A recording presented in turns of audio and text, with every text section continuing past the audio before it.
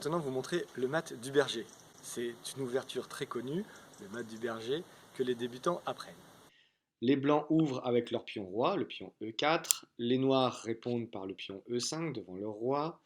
Le fou va se développer en C4. On a déjà vu que cette grande diagonale de A2 à F7 est très intéressante et on vient mettre une pression sur le pion F7. Les noirs continuent en développant le cavalier en C6 et les blancs développent la dame en H5 de manière contraire à tous les principes où on doit d'abord utiliser les pièces mineures.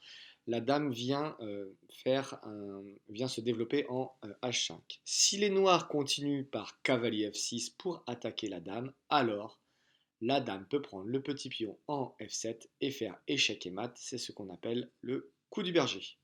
Alors ok, on a dit qu'il ne fallait pas sortir la dame trop rapidement, et pour autant on vient de faire un échec et mat avec le coup du berger.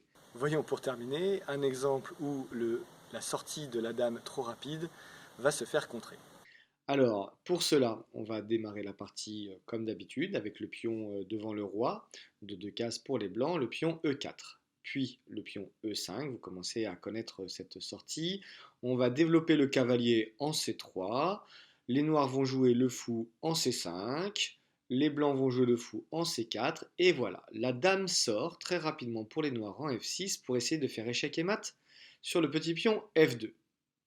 Mais les blancs vont parer le mat en développant leur cavalier en F3, la dame ne peut plus accéder à la case F2, les noirs continuent avec cavalier en C6, et là, le coup cavalier D5 attaque à la fois la dame, mais aussi le petit pion C7. Nous voyons donc ici que les noirs vont être obligés de retirer leur dame sur la case de départ en D8 pour continuer à protéger le petit pion C7. Ce qu'il faut bien comprendre ici, c'est que dans la course au développement, les noirs ont sorti leur dame en F6, la dame s'est fait contrer, elle est revenue, comme on dit, à la maison sur sa case de départ. Donc les noirs ont utilisé un coup pour bouger la dame, un coup pour rentrer la dame pour absolument rien. Et pendant ce temps, les blancs ont pu développer leurs pièces mineures sur des cases importantes et centrales.